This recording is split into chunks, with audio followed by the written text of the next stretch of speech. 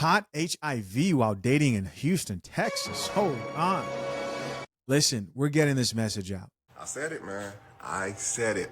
How many times do I have to say it about coming out here to Houston looking for a relationship, man? Guy posted something on YouTube, TikTok, and Instagram. He moved here about 3.5 years ago, man, because he wanted to come to Houston to connect with a female that he met through Instagram. She Right. looked good, standing behind a car, nice fitted outfit on, body was banging. Got here and found out that it wasn't what he thought it was. His story is that when he first met her through Instagram, that she claimed to be a nurse and going to school to on her own dentistry office or whatever. Get out here.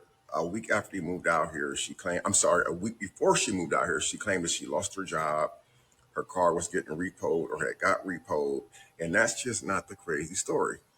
After they started dating for a while, he noticed that she started disappearing from home a lot. And then when she would come home, she would have all of her friends over. And he didn't have a job, so he didn't have medical insurance or anything like that. Right. He started messing with her and everything was good. About 3 weeks into the relationship of him moving out here to Houston, he ended up contracting something that caused him to burn when he was urinating. We know what that is. That's that big G. You guys don't know what the big G is? That stands for gonorrhea. So he's online crying about that she burned him. He caught gonorrhea. Big G. I've never heard of that term before in my life. He swore he never cheated on her. He didn't know anybody out here. Now, that's 3 weeks after he moved out here. Now, come to find out, he's online saying that he has HIV symptoms, guys. It's a sad story to see this man on here crying like this, but it's real. And this is why I say, coming out here to Houston, man, trying to date, man, you're going to end up catching something that not even a doctor can get rid of. Now, in the video, he did say that he's healthy. He's taking medication. That's kind of keeping it under control a little bit. Right. But he's heartbroken because he said that she knew that she had HIV and she should have told him. I think that that is a crime. That should be attempted, you know what, because Right. when you willingly know that you got a virus like that, you're supposed to tell partners, people that you're about to engage with, especially if it's going to be something in the bedroom. So now he has to live with this for the rest of his life. I agree with that. He also went on in the video to say because he contracted what he contracted, there was no need for him to leave her because nobody else would want him anyway. Wow. Because he would have to expose the fact that whoever he talks to, that he is infected. So he is still with the lady, but this is the perfect example of what I was saying, guys. You cannot be coming out here to date if you're looking for a date. Come out here just to party. Now, I tell you this story not to talk about women. That was just the story that I was giving you guys an example of. The men out here are just as worse as the women, man. Houston, if you look it up, the statistics is through the roof, man. The HIV rate just out here in Texas alone, mainly the Houston area, because the Houston area is where everybody migrates to. Right. They feel like this is where all the men at who got money, the women who got the nice bodies and stuff like that. But it's not what you think, man. It's nasty out here. It's very nasty, guys. It is nasty. So I'm going to say this. If you come out here and you plan on moving out here, bring your woman with you or meet you someone back home that you know of, because Houston is not the place to come and look for a date at, man.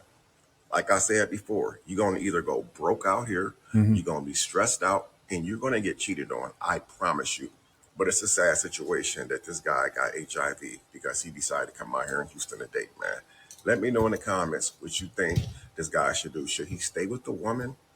Should he left the woman? I mean, in my opinion, just in my opinion, Right. I don't think it really matters whether he stayed with the woman or not. Nobody else is going to want him unless he gets with somebody who contracted the same thing he contracted. Thank you guys for watching. The Coffee Pot is backed by fathershaverights.com, the ultimate prenup prep guide for men who value marriage in our modern day. Future husbands, the divorce industry makes billions when men walk into a lawyer's office unprepared. Don't let the system profit from your ignorance. My step-by-step guide at fathershaverights.com, created with expert attorneys James Sexton and the lead attorney, hands you the questions, checklists, and strategy to walk in 10 steps ahead and it costs only a couple of dinner dates. Click the link pinned to the top of the comment section, secure your future, and join the hundreds of men preparing their marriages the right way. All right. By the way, guys, all my videos, original content's in the description. So I saw a recent comment somebody left on the last video I covered that was titled "Houston is full of HIV, crabs, and gonorrhea," right? It was his actual video, the actual creator on screen right now. This is the second video I'm releasing. And this is a really sensationalized topic. It's really not that serious. And I'm confused. I'm confused because we've not only seen people back this up. If you go check any of the comments, people are backing this up who live in Houston, Texas, but you've seen news coverage on this specific topic. Here's my question to you, to anybody who may think that this is over the top. STD rates have been gradually increasing over the past decade, gone down maybe 1 or 2%, and then come back up again. So it's getting worse. More people are getting infected year by year by year. At what point would you consider it's too much? At what point would you consider people start speaking out about this to encourage other people to maybe be careful and to consider, number one, if they can't completely abstain from just being promiscuous out here, that they protect themselves? At what point would you say, all right, now let's start talking about it? Because I understand it's not just Houston. I get it. It's other major cities. Probably just as bad and maybe worse in some other cities. But right now, we're talking about Houston.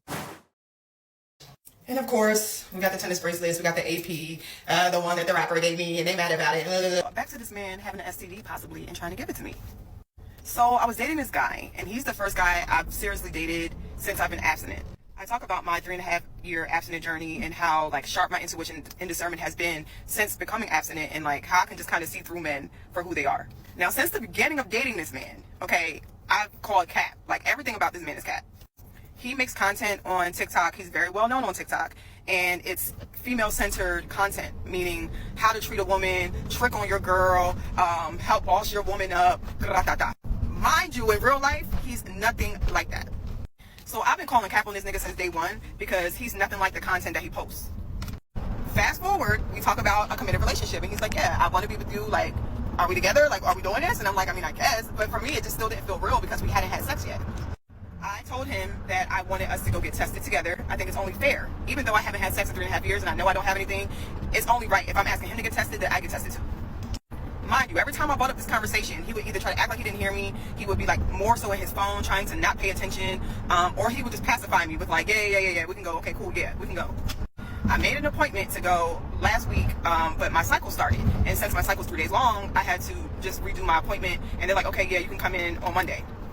So I came in on Monday to get my pap smear, and because they had overscheduled, they were like, okay, we can't do your full STD panel today. Is it possible that you can come back later on this week on Thursday to get your full STD panel? I'm like, yeah, that's fine, no problem. He was actually supposed to go with me the day that I went to go get my annual exam to go get tested with me. And he all of a sudden had to go to Houston right away. I gotta go to Houston, I got some work out in Houston I gotta go do. And I'm like, okay. He had the audacity to text me, he's like, oh, did you go get tested today? LOL. And it's like, I definitely pulled up, but because I can only get my panel done, I have to come back for the STD panel on Thursday. He was supposed to go with me and then said that he had to go to Miami or Houston. It was one of those or whatever. I think it was Miami. So then I text him to make sure that he landed. I'm like, hey, did you make it to Miami safe or whatever? And he's like, yeah. Come to find out, the nigga never went to Miami. So you mean to tell me that you lied to me about going out of town to evade getting tested the whole time you're in Atlanta, and you thought that I was just going to forget that? So as on the FaceTime, I asked him, I'm like, okay, because we were supposed to go get tested. You literally just told me earlier that you landed, and now you're telling me that you're here. It's another thing. This man lies about everything. He is a pathological liar. Everything that comes out of his mouth is cat. But when you're a scammer and you're used to finessing your way to get things, you think that you can finesse everybody. Fast forward to current day, and literally I flipped on him yesterday because I'm like, you keep trying to fuck me. He keeps coming around me, keep trying to imply he wants sex, keeps touching on me, keep trying to do things that men do. You're pulling your dick out, you're doing all this shit, but you're doing everything but getting tested. And I'm trying to understand why you're still trying to force sex on me, but anytime I bring up getting tested, you completely ignore what I'm saying. And you try to evade getting tested by, oh, I got somewhere to be, or I gotta go home tonight because I gotta go do some work in the morning. He always has an excuse why he can't get tested. Friends, don't beat me up, but I really want to ask, because I have the tendency to be judgmental sometimes. Is the Virgo in me overthinking? Or am I like right on target to think that this man knows that he either has come into contact with something that he may have, or that he actually knows that he has something? A part of me feels like this man knows something that he's not telling me. Like, the inkling that I'm getting isn't like, oh, I'm a little nervous to get tested. It's like, bitch, I'm terrified. And this is what I mean by like, use your discernment and like cut a nigga off if he does something like this, because men will literally put you in harm's way for a nut. They do not care. They can know that they have something or be kind of unsure of their status and still want to have unprotected sex and still try to force you to do it, try to finesse you into having sex, like knowing that they could harm you, and they don't give a fuck. Please, y'all, please protect yourself. Like, I don't know if that man got something, but my discernment is telling me he does, and he know it's a dumb bun. Like, my birthday is this week. My birthday trip is coming up in 4 days. Like, I'm so focused on packing and shopping for my trip that it's like, nigga, at this point, you're just taking up space. You ain't spending no money, and you ain't trying to get tested. Get the fuck away from me. And anytime I ever say on my son's grave, if I put it on cruise, that means that you can never talk to me again. And I stand 10 toes on that shit. I think he knows that it's done now, because he refuses to get tested. And the fact that he refuses to get tested says, it just speaks volumes. It speaks volumes. That lets me know, yeah, nigga, you got something. Protect yourself. I believe it's that same mindset of people trying to downplay situations like this, or say, relax, or take it easy. That leads to someone being shocked and having to, unfortunately, drink some bitter coffee later on down the line. Drink the coffee, it'll make you feel better. I've said it then and I'll say it again. I believe there's a reason. I personally believe there's a reason why the Bible encourages sexual discipline. There's a reason for it. At the end of the day, it's for your own well-being. You've seen plenty of videos. I don't have to show you every single one of them. I know I've seen them, of people who've just straight up said, I don't think I have to disclose to anybody what I have. If they're out here, they're doing what they're doing, they understand what they're sacrificing, it is what it is. And if even one person decides, hey, I'm going to move differently, and as a result protects themselves, just one person, I feel good about that. There are enough people out here encouraging you to smash as many chicks as possible. There are enough people out here encouraging you to rack up your body count. There's enough content encouraging that. Can someone in your life be saying, hey, relax? Top comment here says, just date Jesus. That's a good idea. Another person who says, glad I'm practicing celibacy and have my papers. Here's somebody else that says, this all 50 states. Listen, I don't care what state you're in. Just be careful. Somebody else who says, it's not just Houston. It's people like that everywhere. Another person who says, also, people stop sleeping with people without protection and without getting tested. I'm assuming this person wanted to say he doesn't have to stay with her because he told the world now. So the hard part is done. Protect yourself. This isn't Houston specific. You just advocate for yourself and your health. This young generation is completely different than how we were back in the day. And I say that because I was looking at a video, and this young man, I guess he's a streamer or whatever, he's on there talking about, I was meant to be here. You ain't never met a ninja that had 3 STDs, syphilis, gonorrhea, and syphilis at the same time. And he said, come on, give me some penicillin so he can get back to screwing. This is a flex now. It's a flex for them to have an STD, and they don't care about giving it to nobody. It's not like how it was back in the day. You didn't want nobody to know that. But now they just walk around like, yeah, I'm burning right now. It's like, what? They have no couth. Oh my God, these babies, they have no couth. They don't care. And y'all listen, the old schools, they not listening to us. They feel like we old as hell. We fossils. We don't know nothing. Let them go ahead and do whatever it is they want to do. Because there's nothing we can say to make them do different. They believe what they believe. Look at how they act. He is really flexing that he got STDs. This is where we are right now in America. Wow. The truth is, any person who's been sexually active out here knows that most people aren't asking these questions. They're not, right? And a lot of people just don't care. They're not afraid. And in the mix of that, you add alcohol, you add drugs, it gets crazy. Somebody else here says, just start saying, let's go to doctors before we go to the next level. That's the safest way. I agree. Here's somebody else who says it's at the point where the first date needs to be getting dual blood tests. Another person who says, I love my celibacy. OMG, thank you. 6 years strong. Another person who says it's attempted deletion. He needs to file charges. Another person who added, Houston is pretty bad. It's like 28,000 cases. Somebody else who says he wasn't dating in Houston. He was dating through the internet. I've said it before and I'll repeat it again because I just think it's worth it.